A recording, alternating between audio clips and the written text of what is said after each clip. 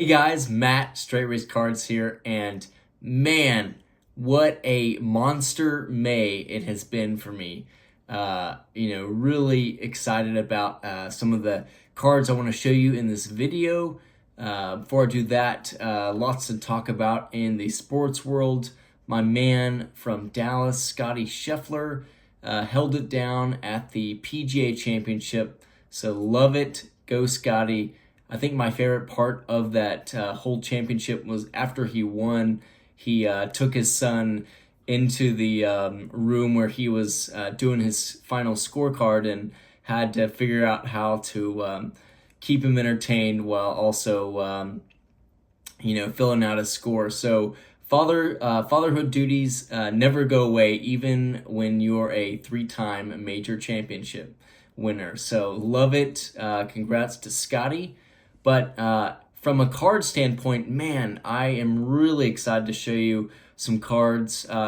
Cards from all over.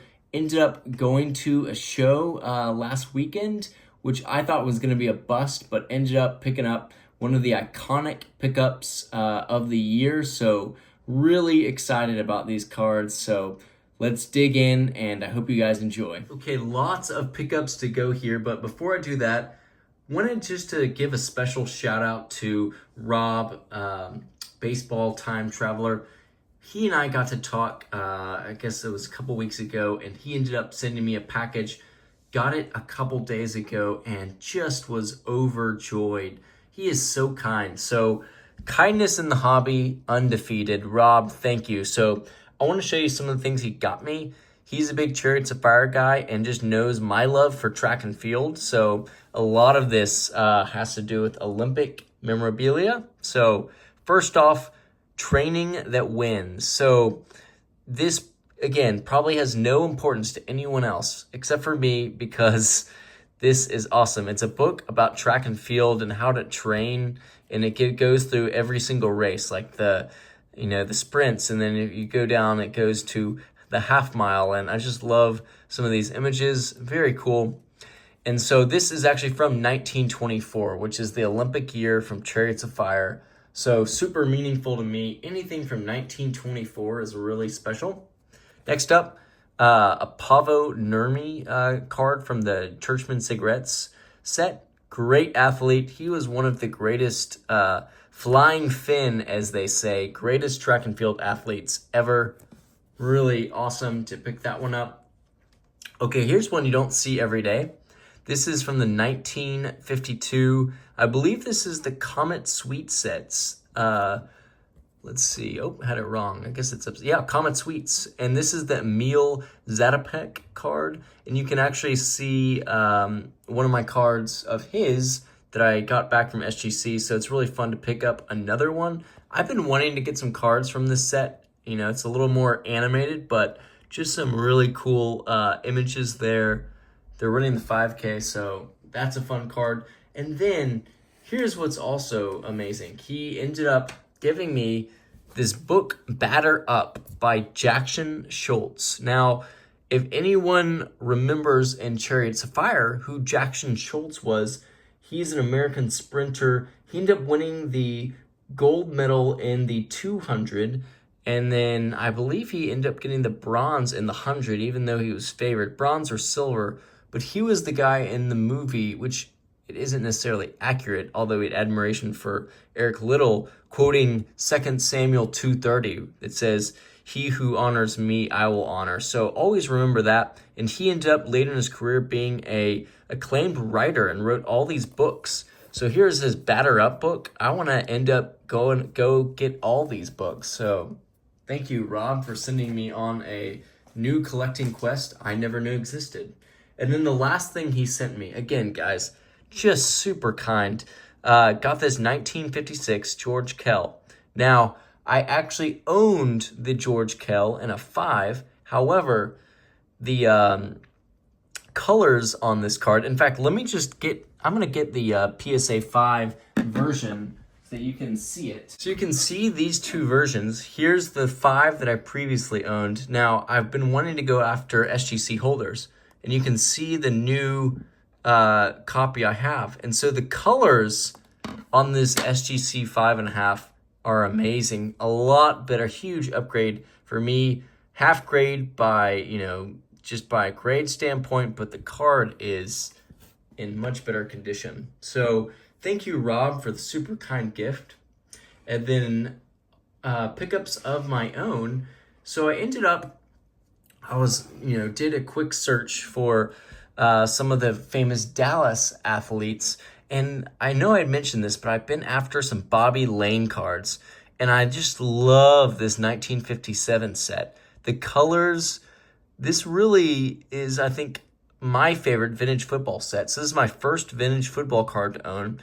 Bobby Lane went to my high school from Dallas, and it's just a really awesome yellow and red card. Bobby was famous for saying that the Lions would not win a Super Bowl for 50 years after he got traded, if I have that correctly. But really cool card. And then a few other pickups. I'll end up trading, I think I may have showed this already, but got this red, I think it's Shane Dist, if I have my pronunciation correctly, but this is a great copy. This will go to SGC. Love that. And then I was at I'm going to kind of go back and forth here, but ended up going to the Dallas show, which is a one-day show, and ended up my old sports sales professor at Baylor. I've gotten to know he's in cards, and so some of his good buddies were dealing. I'm kind of secretly planning a little spawn run after K-Line, so ended up getting this spawn from them, the 60 top spawn. It's not the greatest. It's not perfect. It certainly has its flaws. There's a little bit of rounding here on the corners, but you know what? Sometimes you just want to support good people, and I won the spawn, and they had one, and it was great. So they offered me a great deal and just walked away really happy. Lastly, man, these are two really special cards. This is an oversized card, but 1936 Moulin Franc Olympia 1936. Again, why does this matter? Well, I highly recommend you guys go watch or read. Reading really is what you should do, but read the book Boys in the Boat about the 1936 Olympic rowing team.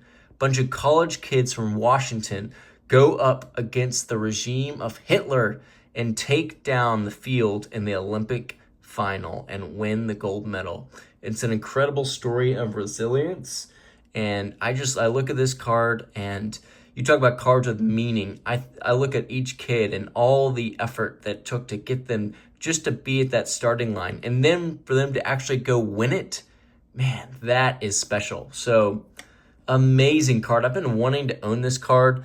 Rob showed this to me last week, and I just went ahead and grabbed one because I just knew that it was one of those cards that I really just find a lot of meaning in. So went and grabbed that. And then last, again, Dallas show. Was thinking I'd be there for 30 minutes. But lo and behold, 1956 Sandy Koufax. Wow. I mean, this is one of the iconic purchases for me this year. Didn't think I would go after anything, but ended up, I had already seen this Koufax at Scott Brockelman's table and ended up, working out a deal. Just knew I couldn't pass on it twice. Great centering, great colors. There's a few minor defects. I think there's a print mark right here. And then if you look on the back, the back looks pretty good, but there's a couple of stains right here and here. I think that's why I got the technical grade of 3.5. You tell me, is this worth sending back in? It may not, but certainly a card that I am very, very excited about. Goes in one of the key 56 players onto my run. So very excited about the Sandy, guys. It's purchases like these that get you really fired up. That being said, I'll probably end up going on a little spending hold for the next month or so, which is great. I think collecting, you need to go in ebbs and flows. And so man, what a great opportunity to enjoy what I have. So I am going to enjoy this Koufax, enjoy that 1936 Moulin Franc, as well as the wonderful gifts from Rob. Thank you so much, guys, and keep running the straight race.